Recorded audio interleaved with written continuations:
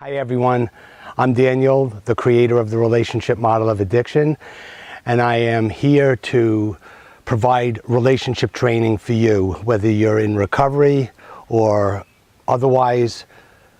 There are going to be various segments all focusing on relating and what you need to do to create healthy, emotionally nourishing relationships. Today, I'm going to focus on the practice of checking in. This is very, very, very important. And before I tell you about the check-ins, I want to tell you again a basic principle that this is going to be based on, and we've discussed this before many times. You probably heard me talk about how to define a healthy relationship. What a healthy relationship consists of two separate autonomous entities, two separate selves, me and you, who build a bridge of understanding that make them an us. So the key terms in that principle is me and you. So it's the most important thing in order to create healthy relationships is to have a conscious clarity between a conscious clarity of a boundary that separates me from you. You're there, I'm here. This is very key. So this is what check-ins do.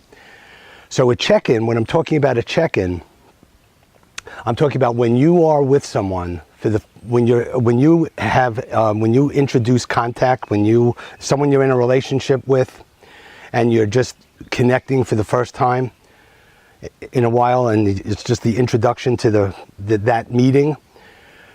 You want to check in. What is a check-in? A check-in is basically, this is what's going on for me right now. This is what I'm thinking. This is where I am. This is what my experience is. This is what I'm dealing with right now. This is me right here, right now. What about you? Tell me about you.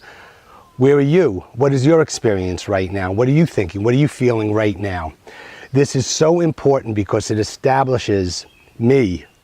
It establishes the me. All of a sudden when I'm checking in with you, here I am, Daniel.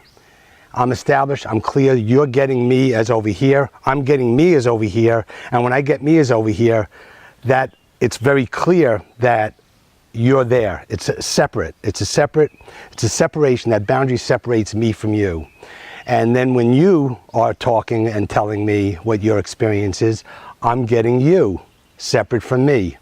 So let me tell you how this can work. There's a common problem that I encounter in all my years of doing couples therapy, where what happens when there's an absence of boundaries, where it is not clear, there is not that conscious clarity that separates you from me, or one from the other. So what I encounter a lot is, let's say, mother and daughter, two people in a relationship, in this relationship there was an absence of boundaries. The mother was externally based. Her well-being, as we had discussed in the past, is what externally located, or an external basis of well-being and self-worth is on the other person. So she was depending on the other person, on her daughter, to be there for her, to talk to her whenever she needed to, and relied on feedback, on connecting to her daughter to feel good about herself.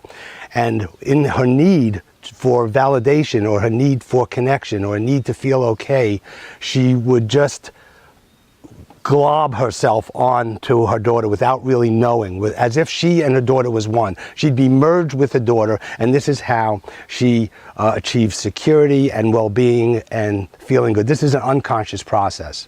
And then in turn, her daughter would feel threatened all of her life. There was problems in their relationship because she needed to keep the mother separate and distant, and she was always defensive and threatened because the mother would just glob herself onto her, and in order to protect herself, she'd have to keep herself emotionally removed and keep her mother more at arm's length, would would make it so that they really can't have a relationship, really, because that there's a lack of boundaries there that threaten her emotional existence, and in order to preserve her emotional existence, she has to keep her mother out of arm's length, keep her at arm's length and not connect with her.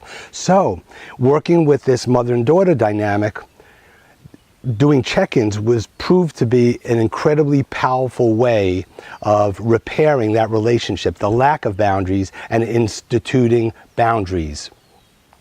So when this happens, the mother would say, in the check-in, the mother would all of a sudden, she would get the experience of practicing saying, this is what she's feeling, this is where I'm at right now, I'm preoccupied about this, I'm worried about this, I'm thinking about that, I'm feeling this is my experience right now.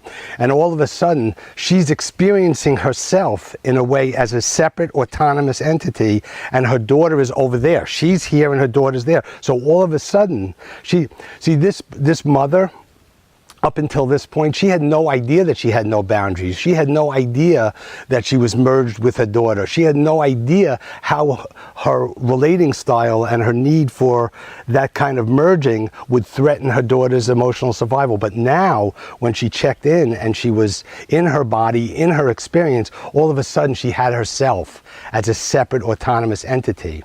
And then when she had that, she'd be able to see her daughter over there and be able to honor her daughter's existence as separate from hers and give her the respect, or honor herself honor her daughter as a separate person. In turn, what this did for the daughter is that when the daughter was checking in with the mother, and the daughter would say what's going on for her during the day, and just checking in with where she's at, what she's thinking, what she's feeling, whether she's tired or upset, or however her day and her life is going, all of a sudden she's in her body. And when she's in her body and she has a connection to herself, and she's able to express herself to her mother, once she has that protection, she no longer will feel that threatened by her mother's intrusions if that happens. She will have learned to establish kind of a space and a buffer zone for her to exist, and thus eliminating the threat of being merged on and obliterated by her mother's, the way she comes at her. So this was very, very, very powerful. So this could happen in one session.